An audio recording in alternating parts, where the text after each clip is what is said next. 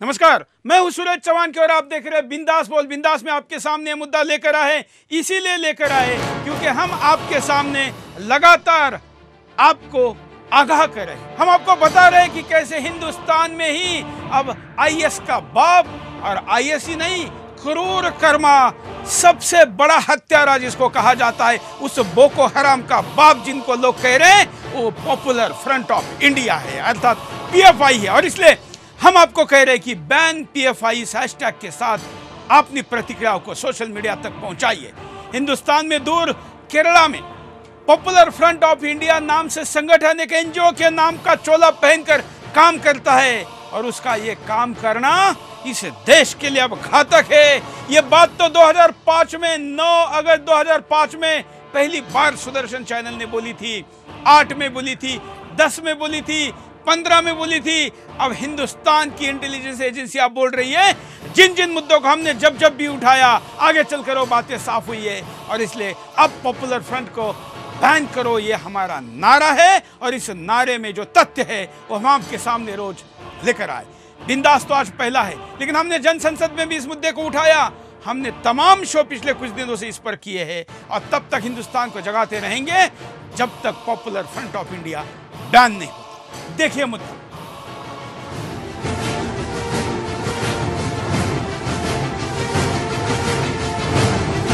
Popular front of India एक ऐसा संगठन जो कहता है कि वो गरीबों की मदद करता है, पिछड़ों को न्याय दिलाता है, लेकिन हकीकत में मदद करने का पीएफआई ने सिर्फ चोला ओढ़ रखा है। यहाँ पर भी पॉपुलर फ्रंट के कैडरिंग कुत्तों के सामना होता है, तो हिंदुस्तान की सरजमीन गवाह है। पॉपुलर फ्रंट के नौजवान उनको सड़कों पर दौड़ा कर मार रहे हैं। जी हाँ, पीएफआई, सिमी और इंडियन मुजाहिदीन जैसे आतंकी संगठन का दूसरा नाम है। पीएफआई में मानवता की मदद करने के नाम पर आतंकी तैयार किए जाते हैं। पीएफआई अपने लड़ाकों को बम बनाने की ट्रेनिंग देता है, आतंकी हमलों को अंजाम देने के गुर सिखाता है।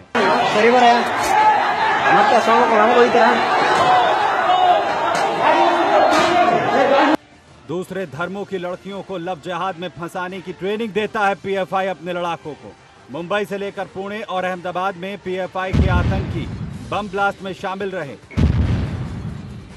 पीएफआई के आतंकी पाकिस्तान और अरब में आतंकी ट्रेनिंग लेकर भारत को दहलाते हैं। हवाला के जरिए पीएफआई को पैसा मिलता है। ये पैसा आतंकियों की ट्रेनिंग और जिहाद में मदद करता है। 2010 में केरल के मुख्यमंत्री अच्युतानंद पीएफआई के षड्यंत्र का पर्दाफाश करते हैं।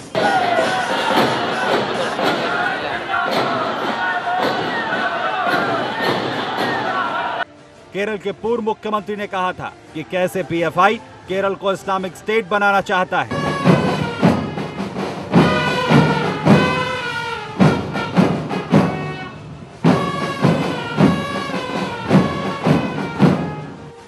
कैसे केरल में लव जिहाद की शिकार हो रही हैं दूसरे धर्मों की लड़कियां, खौफ के साए में जीने को मजबूर हैं। पूरी रिपोर्ट केंद्र सरकार को जाती है, लेकिन केंद्र की तत्कालीन कांग्रेस सरकार रिपोर्ट पर कुंडली मारे बैठी रहती है। ऐसे में कई सवाल खड़े हो रहे हैं। आखिर क्यों केंद्र की तत्कालीन कांग्रेस सरकार पीएफआई पर कार्रवाई नहीं करना चाहती थी? क्या कांग्रेस की तत्कालीन सरकार को वोट बैंक का डर सता रहा था? क्या कांग्रेस सरकार वोट बैंक के लिए आतंकवाद से समझौता करना चाहती थी? अभी बीच में ही हमारे पास ये रिपोर्ट आ गई है इन्वेस्टिगेशन में, ये भारतीय जनता पार्टी हो या आरएसएस के हो, उनके जो ट्रेनिंग कैंप है वो हिंदू टेररिज्म बढ़ाने का काम देख रहे हैं। इस पर भी हमारी बड़ी कड़ी नजर है। क्या कांग्रेस सरकार को पुलिस और खुफिया एजेंसियों की रिपोर्ट पर विश्वास नहीं था? वहीं अब केंद्र की मोदी सरकार पर भी सवाल खड़े हो रहे हैं। आखिर क्यों देश की मौजूदा सरकार पीएफआई को बैन नहीं कर रही है? क्यों अभी भी आतंकियों को पनपने का मौका दिया जा रहा है? क्यों अभी भी देश में पीएफआई पैर पसार रहा है? परेड को देखते हुए ये महसूस हो रहा था कि शहरों और करियों में खून की होली खेलने वाले शैतानों के खिलाफ एक अवामी ताकत वजूद में आ गई। जो आप मार्च देख रहे वो सेना के जवान नहीं है, ये बंदूकें आसले लोगों को ट्रेन कर रहे हैं। कल हिंदुस्तान पर कब्जा करने के भाषण दिए जा रहे हैं, वीडियो एक दिखाया जा रहा है, नारा एक दिया जा रहा है, एजेंडा दूसरा पूरा किया जा रहा है। पूरे केरला में नहीं, हिंदुस्तान में आज एक भी जिला तो छोड़िए, तहसील ब्लॉक भी ऐसा नहीं बचा है जहां पर पॉपुलर फ्रंट ऑफ इंडिया का कोई संगठन ना हो। हर जगह है और हर जगह इनका उपस्थित होना, इतना पैर पसारना कल के हिंदुस्तान के लिए इतना बड़ा खतरा है। इसको हम सालों से कहते रहे, लेकिन अब भारत सरकार की सुरक्षा एजेंसियों ने माना है, कहा है, सरकार को बताया है, तो सरकार के सामने भी प्रमुखता से, प्रायोरिटी से यह मुद्दा आना चाहिए और इसलिए पूरे हिंदुस्तान ने बेखौफ होकर आवाज उठाना चाहिए। कई लोग डर रहे हैं, बोलने को तैयार नहीं है।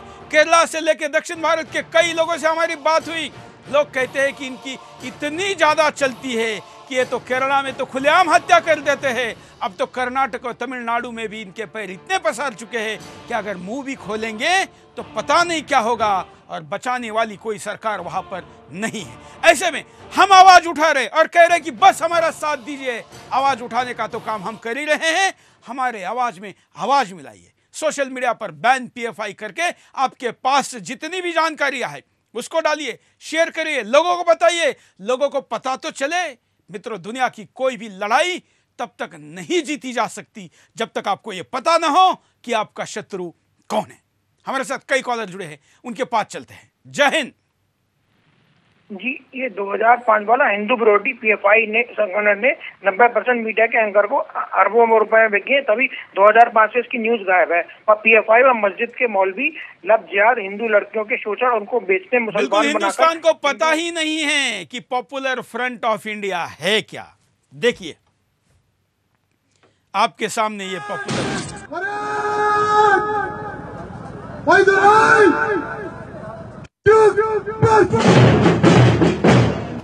Popular front of India Islamic संगठन है जो केरल में नेशनल डेवलपमेंट फ्रंट के रूप में सामने आया।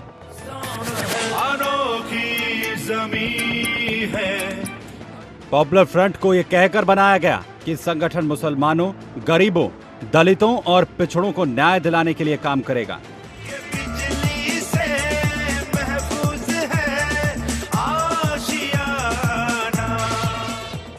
लेकिन 2006 के बाद पॉपुलर फ्रंट के दूसरे कारनामे ही सामने आने लगे।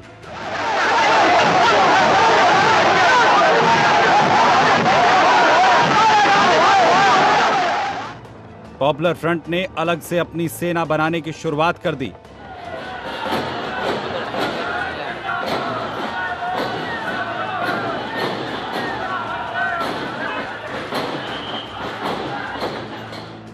हवाला के जरिए मिले पैसे से केरल में स्कूल खोले जाने लगे। इन स्कूलों में जिहादी तैयार होने लगे। इन जिहादियों के जरिए पॉपुलर फ्रंट ने अपनी सेना बनानी शुरू कर दी।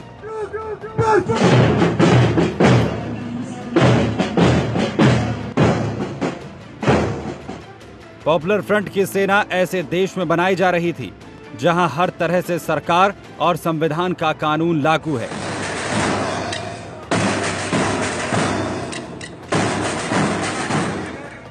फिलिस्तीनियों के लिए पॉपुलर फ्रंट ने रैली निकालनी शुरू कर दी।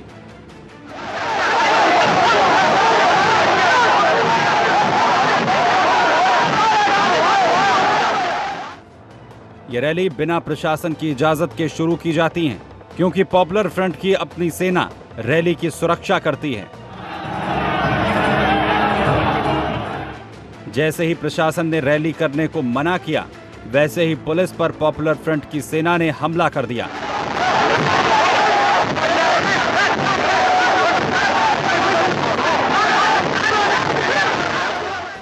रैलियों में देश विरोधी नारे लगाए जाने लगे। अपने झंडे के नीचे रैली निकाली जाती रही।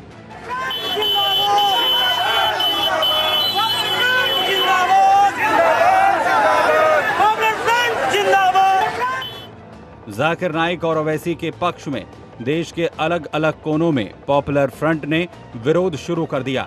वहीं सबसे बड़ा षड्यंत्र शुरू हुआ केरल में।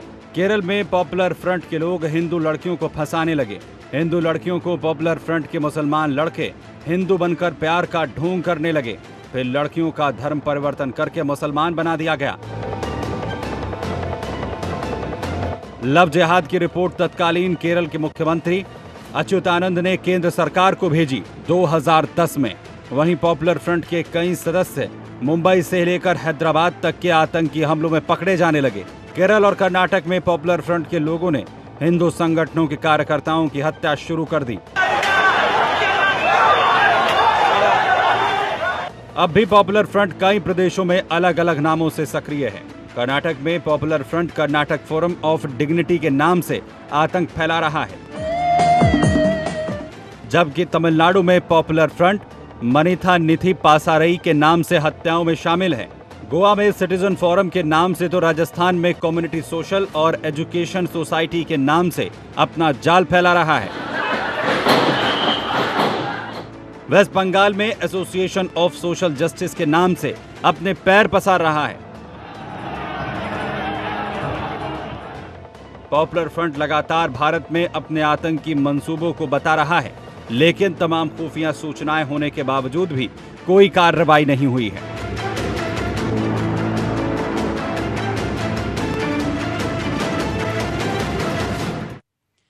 मैं इस पैकेज के दौरान सोशल मीडिया की प्रतिक्रिया देख रहा हूं। श्वेता सिंह कह रहे हैं मुंबई से कि भाई साहब क्या आप ये हिंदुस्तान के वीडियो दिखा रहे हैं? पिछले 2-3 दिनों से सुदर्शन पर देखकर हम चौंक रहे, हमको लग रहा है ये अफगानिस्तान है, पाकिस्तान है या बांग्लादेश है। नहीं मित्रों, बहन जी, ये वीडियो हिंदुस्तान के है। आज़ाद हिंदुस्तान जिसको हम कहते हैं, जहां पर कानून का राज होने की बात हम मानते हैं, जिस हिंदुस्तान को हम अपना मानते हैं, उस हिंदुस्तान में ही केरला में ये फौज सड़क पर मार्च करती है। वहां की पुलिस गायब है, सरकार शंड है, सरकार में दम नहीं है कि इसके खिलाफ बोल के दिखाए, क्योंकि तमाम मुसलमानों के वोटों करे एक गट्ठा अपना हक जताती है। और इसलिए तमाम सरकारें बदलती रही केरला में। हालांकि 2 ही पार्टियों की अदल बदल के सरकारें रही, वो कांग्रेस हो या कम्युनिस्ट हो, लेकिन राष्ट्रीय सरकार ने भी कभी गंभीरता से इस मुद्दे को नहीं उठाया। लेकिन अब हम प्रधानमंत्री मोदी से अपेक्षा करते हैं, जो इस देश को मजबूत बनाना चाहते हैं। इस देश में मोदी जी आप विदेशी निवेश इसलिए नहीं ला रहे हैं कि इन गुंडों को, आतंकवादियों को आप रोजगार दे सके। इन्होंने अपना रोजगार तो ढूंढ लिया है, इन्होंने तो देश को बांटना ही अपना रोजगार और प्रमुख धंधा मान लिया है। ऐसे में आपको विदेशी निवेश लाने के लिए दुनिया भर में घूमना जरूरी है, हम मानते हैं घूमना चाहिए, लेकिन ऐसे सांपों को कुचलने के लिए भी आपको टाइम निकालना होगा। यह हिंदुस्तान की सुरक्षा की जरूरत है। अगले कॉलर के पास चलते हैं। जय हिंद।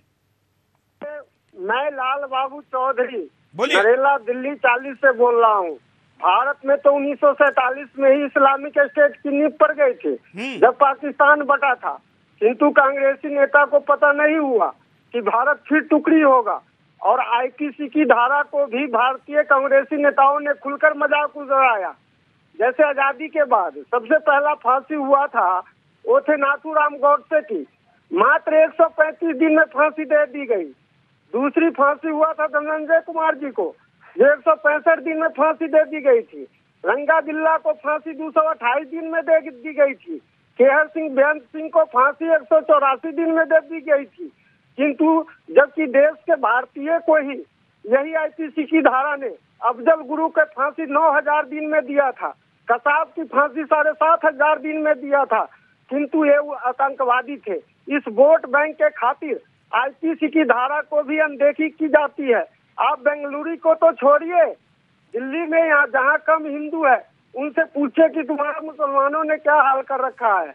आप नरेला में आइए, यहाँ 70% हिंदू को तथा 30% मुस्लिम को झुग्गी से प्लाट मिला था, जो हाई कोर्ट द्वारा यह करके दिया गया था कि कोई इसे बेचेगा नहीं, किंतु बिना किसी डर के मुस्लिम ने हिंदू को तंग करके झुग्गी हड़प लिया। 70 वर्ष से नरेला पुनर्वास को बसा हो गया है। यहाँ अब तक 30% हिंदू है तथा 70% मुस्लिम है। जो आने वाले 13 वर्षों में यहाँ हिंदू लुप्त हो जाएगा। धनंजय जी, आपने नाम धनंजय जी बताया था शायद। धनंजय जी, इस्लामिक स्टेट इसमें बनने जा रहे हैं। मैं इस स्कॉलर का बहुत आभारी हूं। किसी पत्रकार से भी गजब का रिसर्च इस आदमी ने किया, इस स्कॉलर ने किया। मैं प्रणाम करता हूं सुदर्शन के तमाम दर्शकों से। ये बात तो हमारे भी रिसर्च में नहीं आई थी। क्या क्या गिनाया आपने कि किसको कितने दिनों में फांसी दी, और कितना बुरा लगा सुन के कि इस देश में अफजल गुरु से तो क्या, इस देश में मुंबई हमले के आतंकवादी को भी 7,500 दिन लगे थे, और ये पीएफआई को तो कितने साल से, इतने साल, दशक गुजर गया है, नंगा नाच जारी है। तमाम सुरक्षा एजेंसियां जो सरकारें सत्ता में थी उनको इनपुट दे चुकी है, लेकिन किसी ने भी कुछ नहीं किया। लेकिन अब अति हो गया है, पानी सर से बह चुका है, और अगर इस समय नहीं ये होगा तो फिर कब होगा, ये सवाल भी पूछे जाने लगा है। ये संगठन किन किन बम धमाकों में सम्मिलित होने के आरोप लगे हैं, देखिए।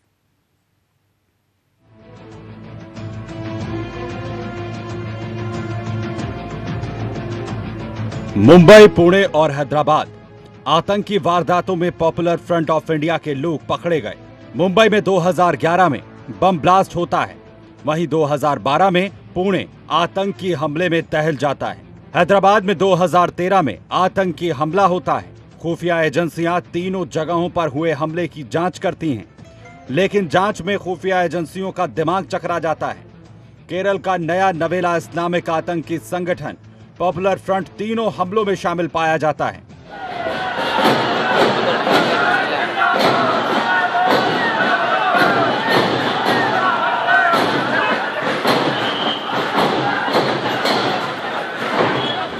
खुफिया एजेंसियां रियाज भटकल, यासीन भटकल जैसे सिमी के आतंकियों को पकड़ती हैं। वह इस्माइल अफीक को 2015 में अरेस्ट किया जाता है। सईद इस्माइल पॉपुलर फ्रंट का सक्रिय सदस्य है। सईद इस्माइल बम बनाने की सामग्री, जिसमें अमोनियम नाइट्रेट, जिलेटिन स्टिक और नॉन इलेक्ट्रिकल डेटोनेटर के जरिए बम तैयार करता है। वहीं इस्माइल अफीक 9/11 और 26/11 के सीरियल ब्लास्ट की बरसी पर 2014 में बम बनाने की एक्सप्लोजिव पहुंचाने की बात खुफिया एजेंसियों को बताता है। अफीक ने बताया कि बम बनाने का ये एक्सप्लोजिव कर्नाटक के कोस्टल से आसानी से मिल जाता है। अफीक को 2015 में अरेस्ट किया गया था, और इसके बाद पता चला कि अफीक इंडियन मुजाहिदीन, सिमी और पॉपुलर फ्रंट के लिए लगातार काम कर रहा था। यही नहीं, अफीक कई बार पाकिस्तान गया और आईएम चीफ हसन रियाज और इकबाल भटकल से मिला। यही नहीं, होम्योपैथ का ये डॉक्टर अफीक दुबई और पाकिस्तान में सिमी और आईएम की कई मीटिंग्स को अटेंड कर चुका था। अफीक पाकिस्तान में इकबाल भटकल से बम बनाने की ट्रेनिंग लेकर आता है और इंडिया में भटकल ब्रदर्स से मिलता है 2011 में। भटकल ब्रदर्स को अफीक 20 डेटोनेटर बनाकर सौंपता है। पैसा हवाला के जरिए पहुंचता है भटकल ब्रदर्स को, और इसके बाद भटकल ब्रदर्स मुंबई, पुणे और हैदराबाद में ब्लास्ट की प्लानिंग करते हैं। मुंबई के ओपेरा हाउस, जावेरी बाजार और दादर में हुए ब्लास्ट में 26 लोग मरते हैं। वहीं पुणे ब्लास्ट के लिए यासीन भटकल अफाक से एक्सप्लोजिव लेता है। 21 फरवरी 2013 के दिलसुख नगर में 2 बम ब्लास्ट होते हैं। बम ब्लास्ट में 17 लोगों की मौत होती है।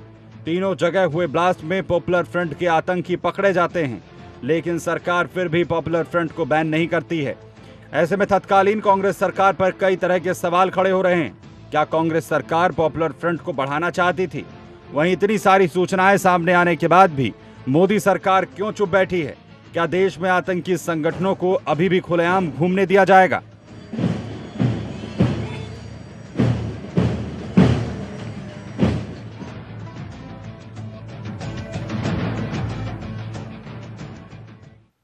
अमित बोरा लाइव टेलीकास्ट में कमेंट कर रहे हैं कि सूरज जी, इस बिंदास बोल के लिंक को राजनाथ जी को भेजिए। हम तो राजनाथ जी को आग्रह कर रहे हैं कि इस शो को लाइव देखिए। देखिए हम क्या क्या दिखा रहे हैं। आपकी सुरक्षा एजेंसियों ने तमाम फाइलें उस गृह मंत्रालय में पहली भर चुकी है, लेकिन जो गृह मंत्री रहे वो 10 जनपद के झंडे के नीचे रहे, तलवे चाटते रहे, और इसलिए तिरंगे के झंडे के नीचे रहने के बजाय उन्होंने कांग्रेस के झंडे के नीचे गुलामी की, और इसलिए उनको फाइलें नहीं दिखी। कम से कम राजनाथ सिंह जी, आप देखिए, मोदी जी जैसा प्रधानमंत्री होते हुए अगर पीएफआई का नंगा नाच हिंदुस्तान में जारी है, तो उसके बाद आप सोच सकते हैं कि इनकी ताकत कितनी है।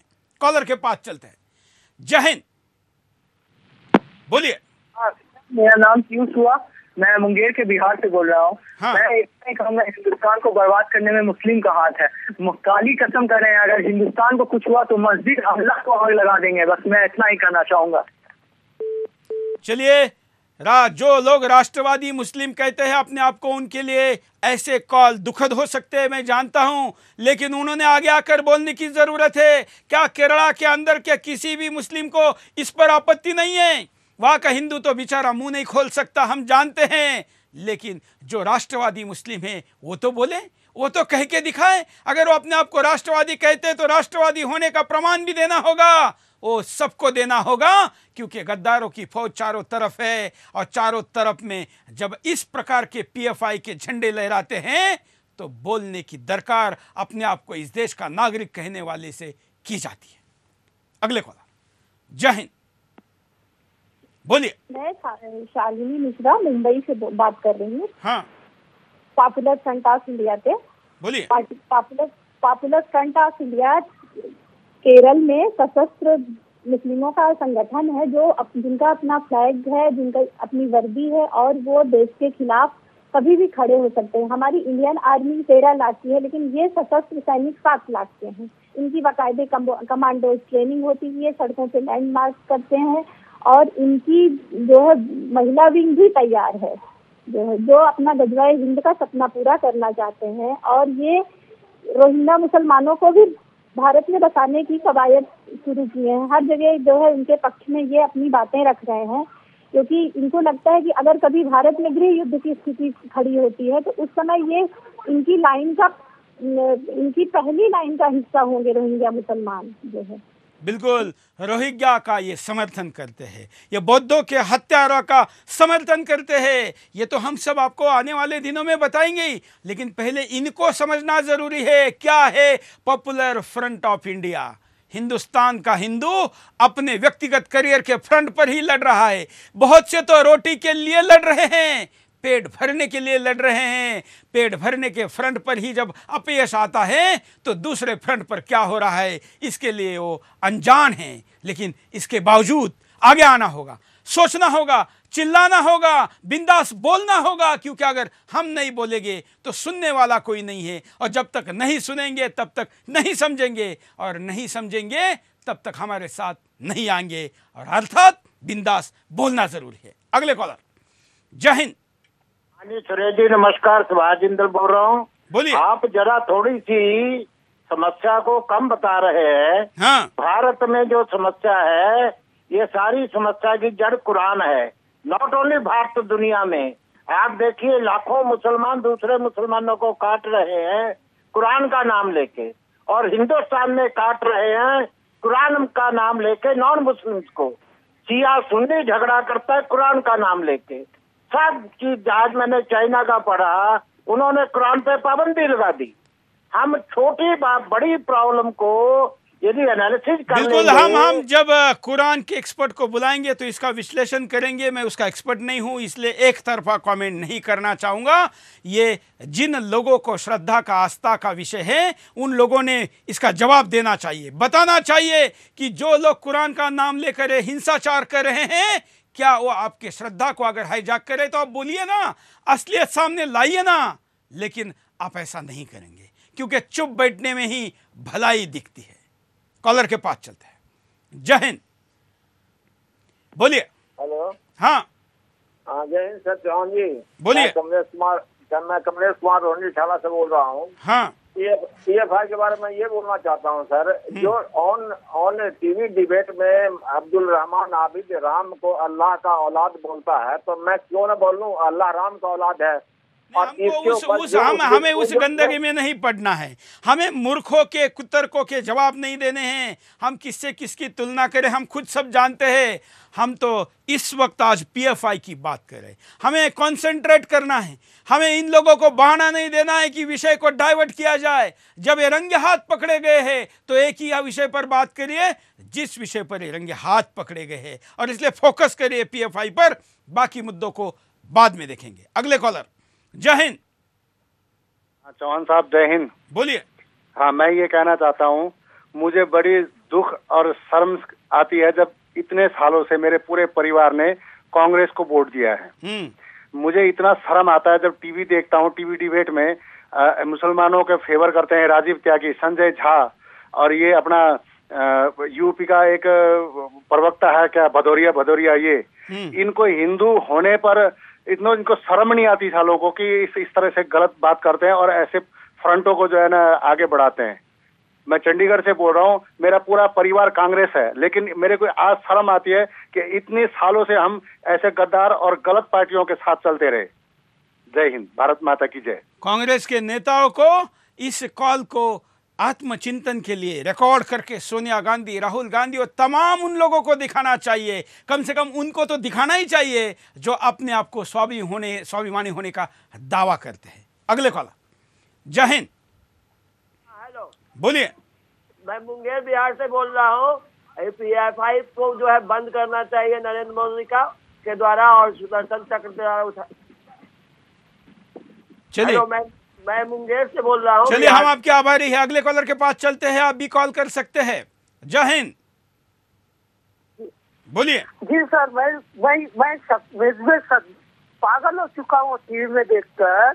ये इन लोगों को क्यों ने हमने उसी समय में निकल कर फेंक दिया नहीं इनको, ये मुसलमान वाले को। अगर हमने पाकिस्तान के समय ही फेंक देना चाहिए था। आज का ये दिन देखना में, चलिए, अधूरे विभाजन का ये जो दुखद सपना है, पछतावा है, ये तमाम लोगों में है। जो लोगों को प्रेम के साथ यहाँ रोका, उन्होंने इस पछतावे को दूर करने के लिए परिश्रम करने की आवश्यकता है, नहीं तो ये पछतावा किसी प्रतिक्रिया में बदल जाएगा। अगले कॉलर, जय हिंद। सर जी, मेरा नाम डॉक्टर अशोक कुमार है और मैं झारखंड जमशेदपुर से बोल रहा हूँ। हाँ, ठीक है सर, मैं ये कहना चाह रहा हूँ कि राजनाथ सिंह जी से कहने से नहीं हो गया। जो हिंदुत्व के वोट पे जीत करके मोदी जी ने आए, मोदी जी को करना चाहिए। और अगर मोदी जी ने एक तरफा फैसला लेने के लिए डिमोनेटाइजेशन जैसा अच्छे कदम किया, तो फिर इसमें क्यों डर रहे हैं? क्यों डर रहे हैं वोट के कारण? आखिर क्या है? मोदी जी कहाँ सोए हुए हैं? हिंदुत्व का वोट लेकर के आए हैं। आखिर उनको ये अन्याय तो देखना चाहिए। एक धर्मनिरपेक्ष राज्य को इस्लामिक स्टेट में क्यों बदलने जा रहे हैं?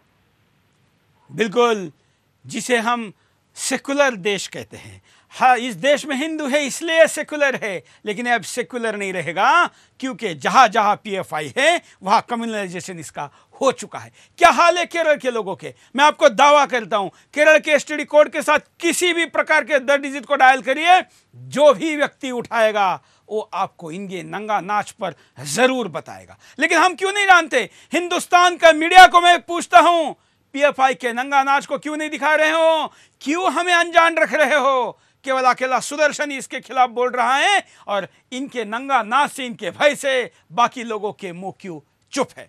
अगले कॉलर, जय हिंद। हेलो, बोलिए। हेलो, क्या कहना है आपको? मुझे कहना ये बात है कि जितने भी, हेलो, बोलते रहिए। जय हिंद। चलिए, हम आपको दिखाते हैं कि इनके कौन कौन आतंकवादी कहां कहां कैसे कैसे संदर्भित हैं।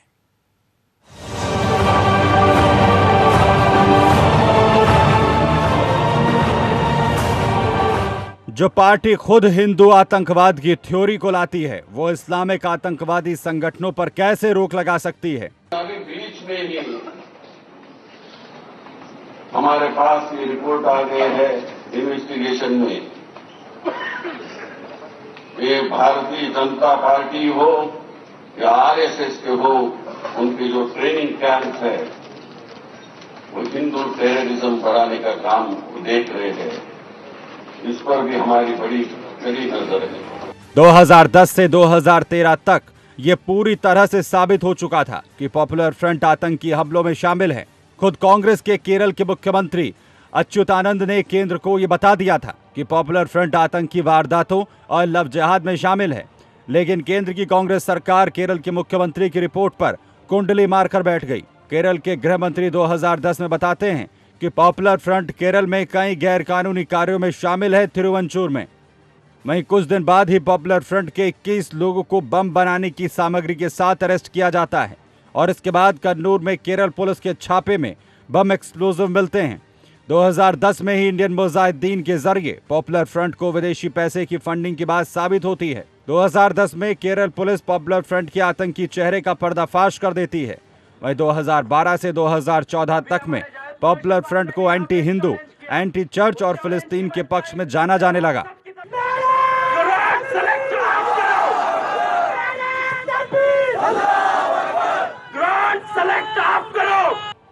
कई प्रदेशों में पॉपुलर फ्रंट ने फिलिस्तीन के पक्ष में रैलियां निकाली।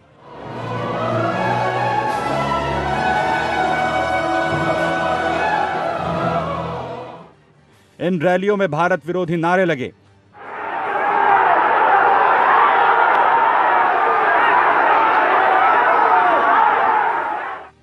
रैलियों में पुलिस को पीटा गया। वहीं केरल के तत्कालीन मुख्यमंत्री ने केंद्र सरकार को लिखा था कि पॉपुलर फ्रंट के लोग दूसरे धर्मों की लड़कियों का धर्म परिवर्तन करा रहे हैं।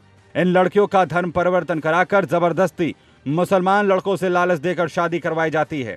लेकिन केंद्र सरकार ने केरल सरकार की रिपोर्ट पर कोई ध्यान नहीं दिया। 2015 के एक मामले में सामने आया कि कैसे पॉपुलर फ्रंट लव जिहाद में शामिल है। केरल हाईकोर्ट ने लव जिहाद के एक मामले में लड़की को उसके माँ बाप के पास भिजवाया।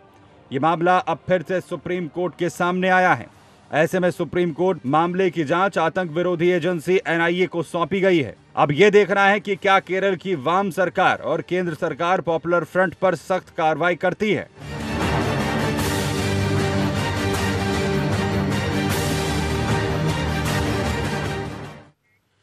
कॉलर के पास चलते हैं। जय हिंद, बोलिए। वंदे मातरम सुरेश जी। वंदे मातरम, बोलिए।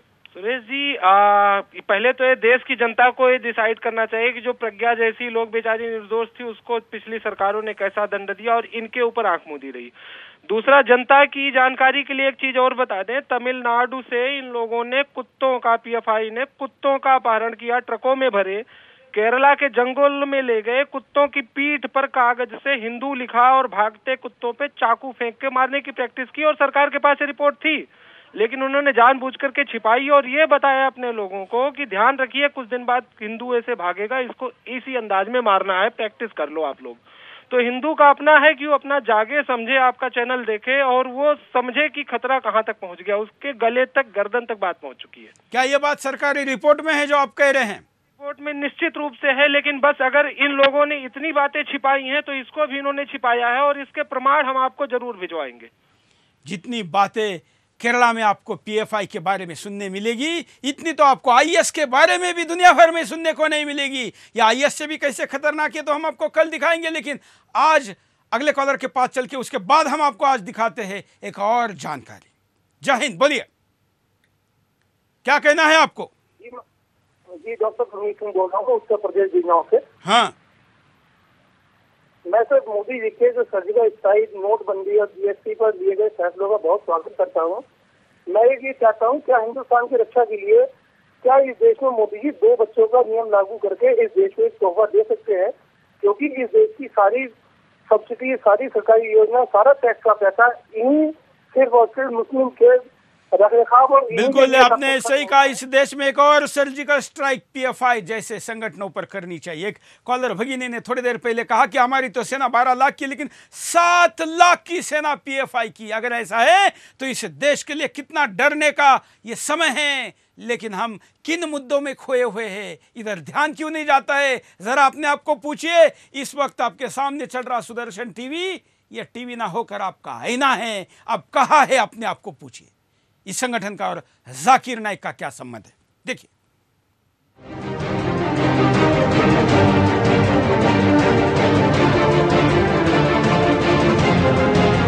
बिहार में 15 जुलाई 2017 को जाकिर नाइक और ओवैसी के समर्थन में एक रैली निकाली जाती है।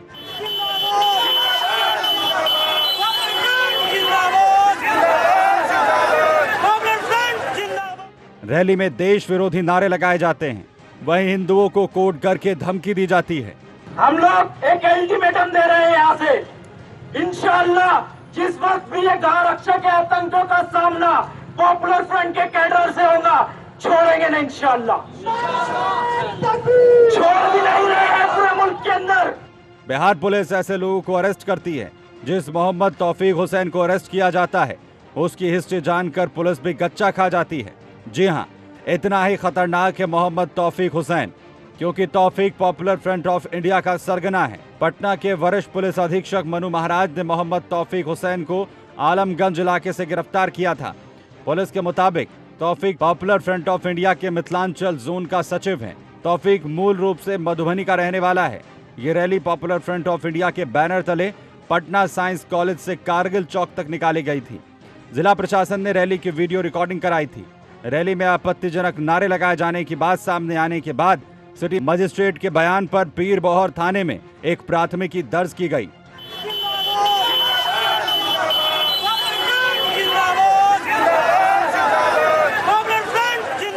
पॉपुलर फ्रंट ने जाकिर के समर्थन में यह रैली निकाली थी। जाकिर नाइक का नाम बांग्लादेश में हुए आतंकी हमले में सामने आया। आईएस के आतंकियों को जाकिर की बातों से प्रेरणा मिलने की बात सामने आई और इसके बाद उसके चैनल पीस टीवी के प्रसारण पर रोक लगा दी गई।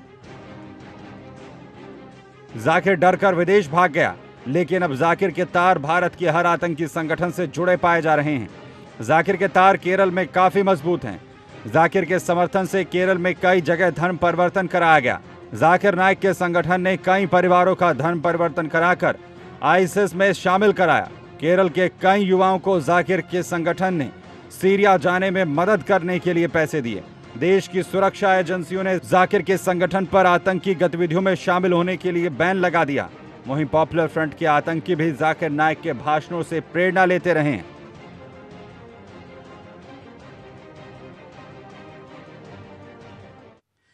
जिस जाकिर नाइक को दाऊद ने मदद की, जिस जाकिर नाइक के भाषणों को सुनकर दुनिया भर में आतंकवादी पैदा हुए, जिस जाकिर पर हिंदुस्तानी सरकार ने बयान लगाया, उस जाकिर के ये रखवाले हैं। जाकिर इनका नायक है और उसको हिंदुस्तान में किसी भी कीमत पर वापस लाएंगे, यह इनका संकल्प है। आप सोचिए इनके नायक कौन हैं। इसका मतलब आपके लिए ये विलन है या आपको आपका दुश्मन मानते हैं, क्योंकि जिसका नायक जाकिर नाइक है उसके लिए हम जैसे लोग दुश्मन नहीं तो और क्या हो सकते हैं। कॉलर के पास चलते हैं। जय हिंद, बोलिए। हाँ सर, क्या कहना है?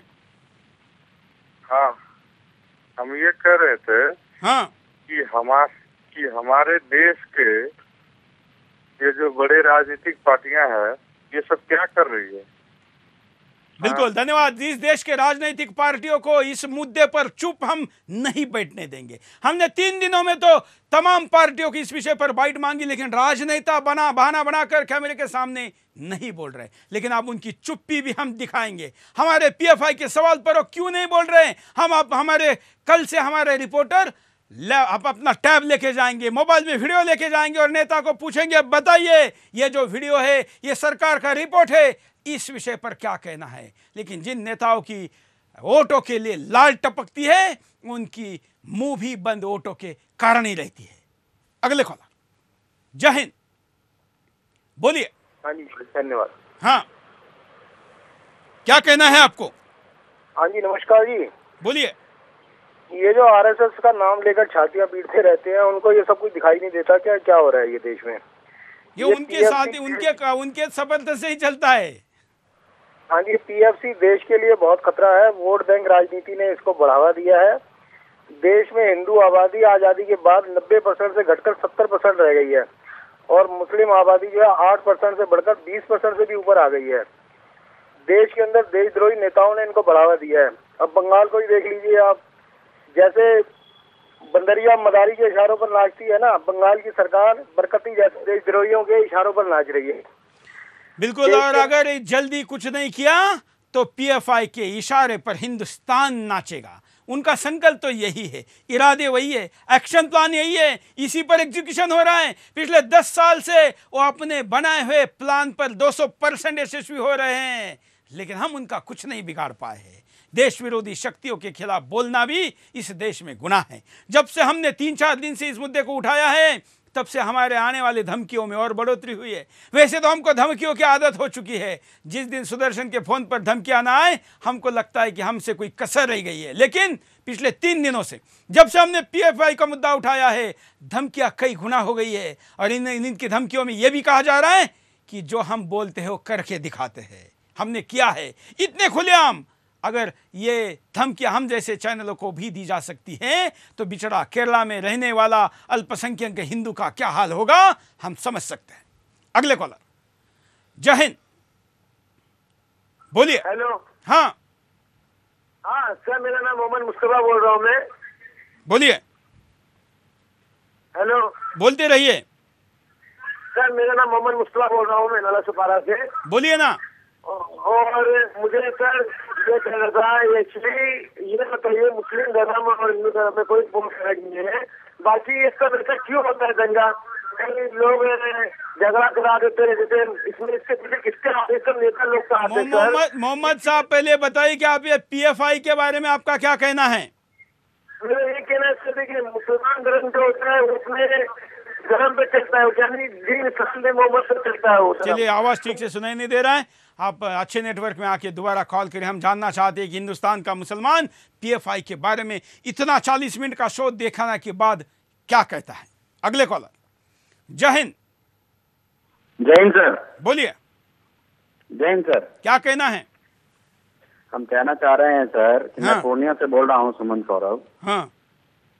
मेरा ये मानना है कि जिस तरीके से अमेरिका में जब उन पर 2 बिल्डिंगों पर जो ब्लास्ट हुआ, बिल्कुल गिराया गया, उसके बाद जो है सरकार, अमेरिका की सरकार ने ऐसी नीति अपनाई कि अगर पाकिस्तान से भी कोई आता है तो उसको जो है हवाई जहाज से अरेस्ट कर लिया जाता है।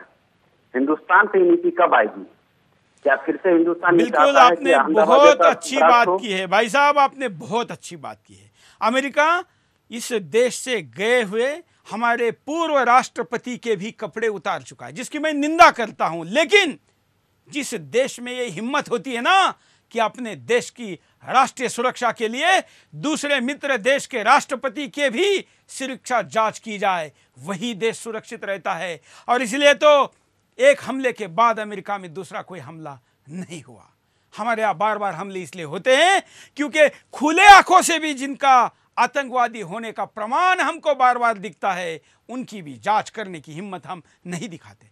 किस अमेरिका से हम तुलना करें? उस अमेरिका में इस्लामिक देशों से जाने वाले लोगों को लैपटॉप भी नहीं लेके जाने दिया जाता, मोबाइल बैटरी भी लिए जाने नहीं दी जाती। उनके तमाम प्रकार की इंक्वायरी होती है वीजा देने के पहले, और उस देश में उतरने के बाद भी एक एक बाल की भी जांच की जाती है। हमारे यहाँ तो सामने चल रहा है ना, इसी पॉपुलर फ्रंट ने मनमोहन सिंह के कार्यकाल में दिल्ली के रामलीला मैदान में 2 लाख लोगों की रैली की थी। हम कुछ नहीं कर पाए। हमारे संसद के सामने आके इन्होंने कहा कि कल इस पर हमारा झंडा लगाना है। क्या किया हमने?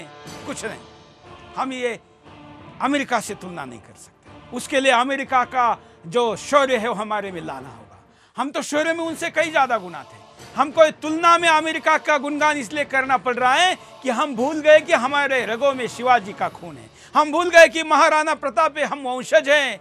हम भूल गए कि हमारे कितने क्रांतिकारी हुए। भगत सिंह से लेके तमाम नेताजी सुभाष चंद्र बोस जैसे लोग हमें में सी गए हैं, लेकिन हम नहीं PFI के गुंडे सेना बना रहे हैं। और कितने?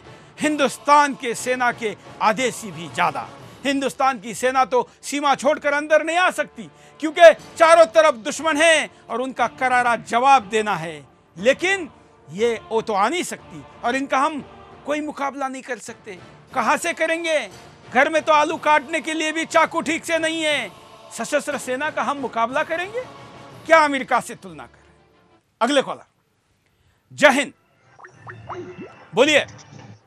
हाँ बोलिए। क्या कहना है आपको? इससे सिर्फ इतना कहना चाहता हूँ हाँ। कि एक दफे डायरेक्ट मोदी जी से मिलके अपनी बात बता दें तो बहुत अच्छा होगा। बस बहुत अच्छा होगा। हाँ, और वैसे क्योंकि हम रोज देख ही रहे हैं। ये प्रोग्राम कहने से बजाय एक दफे डायरेक्ट अगर मिल जाए मोदी जी से तो ज्यादा बेटर होगा। लेकिन आपको कैसे जगाएंगे भाई साहब? आपको कैसे जगाएंगे? हिंदुस्तान को कैसे बताएंगे? आप बोलना तो बहुत कुछ है पर टाइम नहीं देते ना आप। बोलिए बोलिए। देखो सर आ गया। चलिए धन्यवाद। बोलना तो बहुत आप कुछ कम से कम बोल रहे हैं। इस उम्र में भी आप हिंदुस्तान के लिए बोल रहे हैं। मैं आपका आभारी हूं। और मोदी तक तो हम ये बातें पहुंचा ही रहे हैं। लेकिन मोदी तो जाग चुके हैं ही। उनको अपने सही समय पर सही फैसला लेना ही है। आप और हम कब जागेंगे? अगर हम नहीं जागेंगे तो मोदी जी के असली अच्छे फैसले को भी हम गलत ठहराएंगे। अगले कॉलर। जय हिंद। हेलो। बोलिए। नेगी बोल रहा हूँ सर। बोलिए नेगी जी। उत्तराखंड से। हाँ उत्तराखंड से। बोलिए। सर ये क्या इन लोगों को क्या है, क्या करना चाहिए इनका, क्या होना चाहिए इनका? बिल्कुल, धन्यवाद। आप सोचिए, विचार करिए, अपने आप को पूछिए, सबने मिलकर विचार करने की बारी है, क्योंकि अब नहीं जागे तो फिर हर एक की बारी है। कल हम आपको दिखाएंगे इस देश का पूर्व राष्ट्रपति ऐसे संगठन के मंच पर जाता है जो कहता है राष्ट्रपति पद पर होते हुए कि इस देश का मुसलमान डरा हुआ है, जिसके पास 7 लाख की सेना है।